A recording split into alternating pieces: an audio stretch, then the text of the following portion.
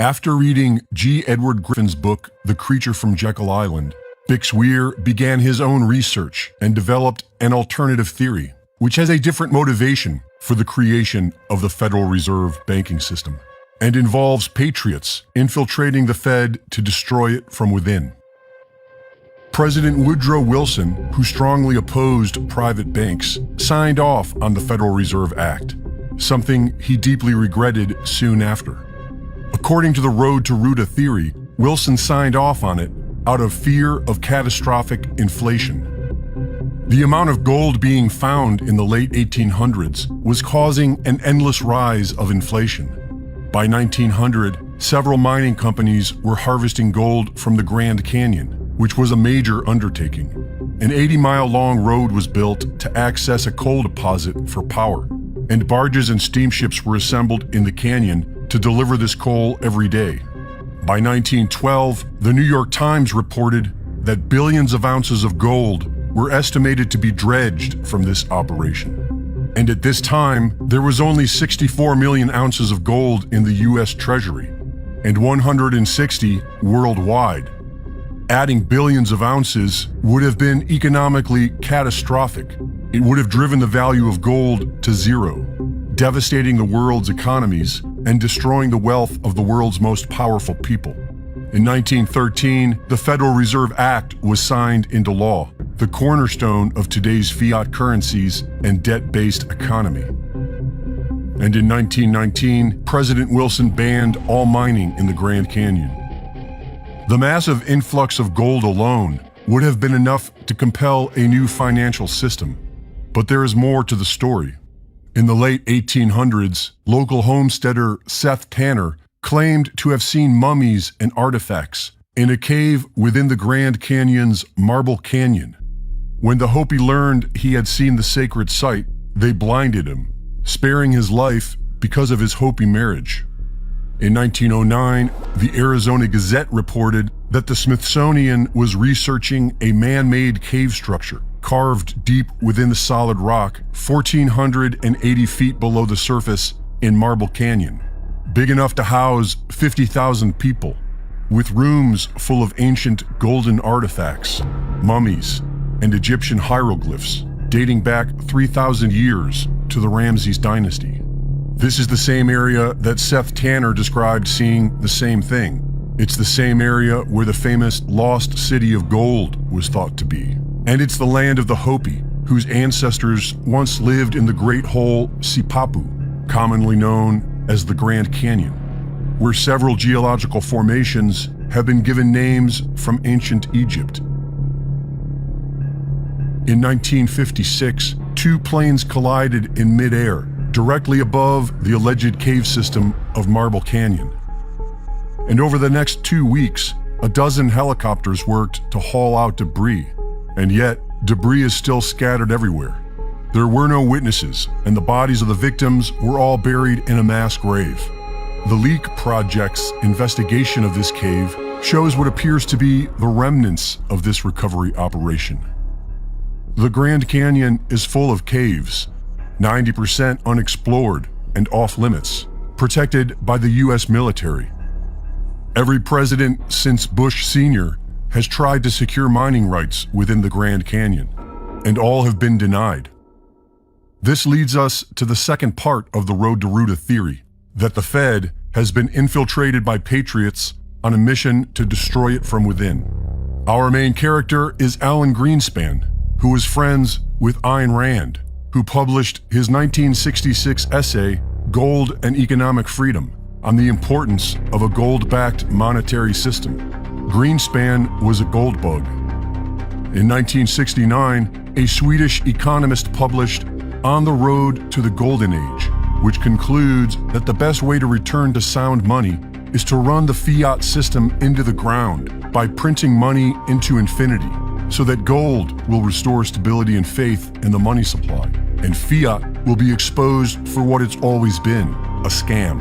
In 1971, President Nixon ended dollar convertibility to gold, which invited the money printers worldwide to let loose. Not only was Greenspan a renowned gold bug, He may be the most unsung hero of the computer age.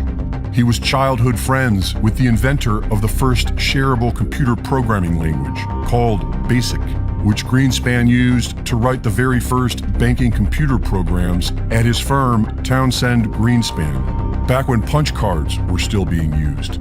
By 1985, Alan Greenspan was the expert on computer banking. I suggest an Apple IIc and Apple modem. Then you can call up your bank and see how much money you have. You can even pay off your bills automatically. If you have any money left over, congratulations. You're doing better than the government is. 2 years later, President Reagan nominated Greenspan as Fed chairman. That same year, legislation was passed to restrict Grand Canyon airspace. During his first year as president, Ronald Reagan formed a committee to investigate the possibility of returning to gold-backed money.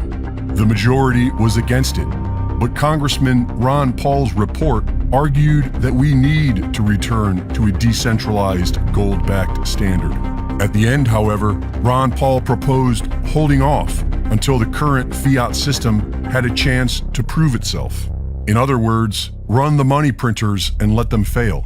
Also in 1981, the Federal Reserve Bank of Boston published the first edition of their educational comic book, Wishes and Rainbows, which tells a story of a place that once had beautiful colors and golden flowers, but no longer does out of fear of being stepped on by the big people who live in Colorland, which is where the golden flowers can be found. Some say you can get there through the caves of Cobblestone Canyon. The main character of this comic, who decides to bring back the golden flowers, is Ruta. In the early BASIC programs that Greenspan wrote 60 years ago, Root A was the foundation. Ruta finds a golden light inside a cave of Cobblestone Canyon and begins bringing flowers back to her people, only to learn the problems of scarcity and demand. As she tries figuring out a solution, she writes the equations from On the Road to the Golden Age, print the money into infinity. In 2007, the Boston Fed published an updated version of their cryptic Wishes and Rainbows. And in this edition, Ruta's solution in the dust is 11 plus 9, which looks an awful lot like 9/11. And right after this was published, the economic crash of 2008 began. Also in 2008, the Bitcoin white paper is published. And while nobody knows who authored it, Alan Greenspan, with his 60 years of expertise in digital banking, certainly could have played a part.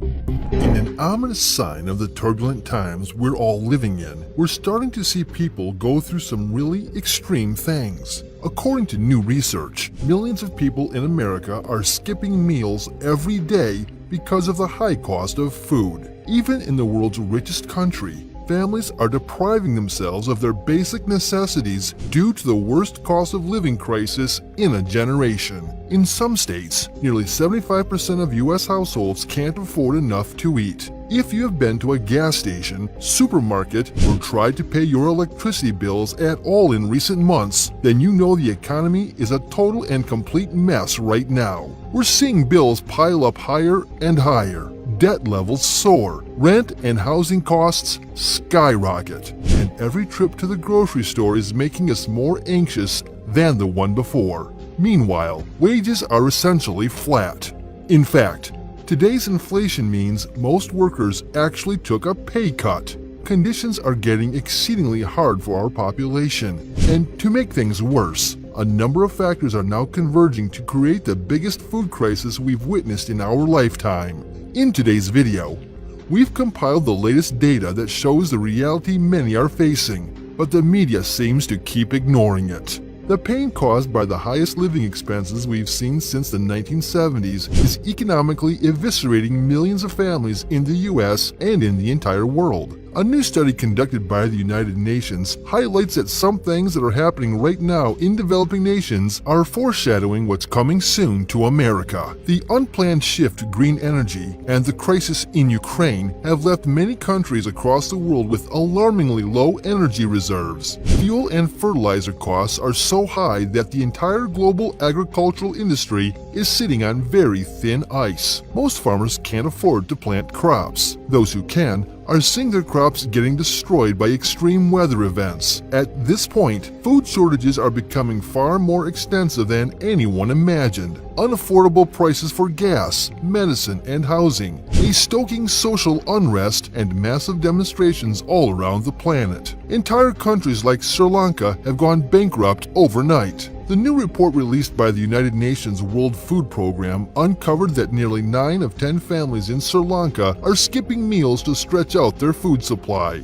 The analysis underlined that what's going on in countries like Sri Lanka right now is a sneak peek at what life will be like in America when food shortages and food inflation really start to bite. Over the past couple of years, numerous U.S. farmers came forward to alert us about a perfect storm that was brewing in our food supply chain. In the past 24 months alone, U.S. farmers and ranchers have been plagued by droughts, record heat waves, shortages, and soaring prices of diesel and fertilizer. A bird flu epidemic plus labor shortages, fires at processing plants, you name it. The explosive food prices we're seeing on our local supermarket shelves are reflecting the combination of squeezed food supplies and the biggest increase in the cost of living in 40 years. Grocery prices have spiked to record-breaking levels, and the rising costs aren't stopping. As we reported in previous videos, the nation's major food grocers are announcing price increases of 10 and up to 70% in a wide range of products starting this month.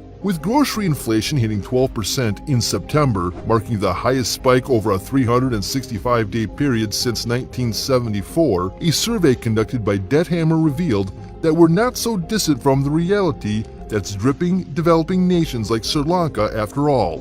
The study found that nearly half of Americans, or 45%, are skipping meals as a result of inflated, unaffordable prices. The main reason why approximately 122 million people in the nation are eating less is to cut back on food spending, to be able to afford other essential expenses such as energy, rent, and gas.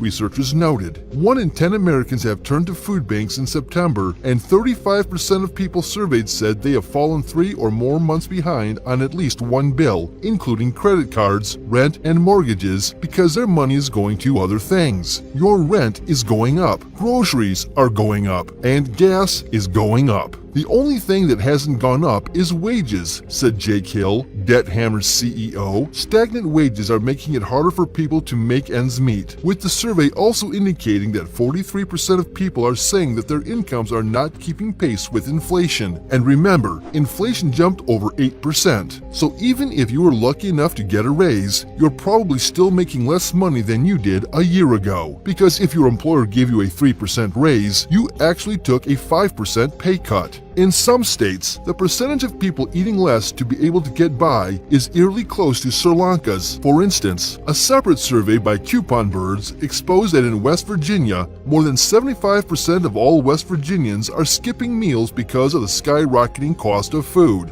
In Ohio, 40% of adults have skipped meals. In Virginia, 2 million people have skipped meals. In New York, that number jumps to 7 million. In Kentucky, 53% of people have skipped meals in the past 30 days. The list goes on as food insecurity continues to spread across the country. If food prices continue to increase at this rate, which largely outpaces increases in wages, the inevitable consequence is an explosion in the number of people facing food insecurity. The last time we had such a big run-up in food insecurity rates was in the wake of the Great Recession.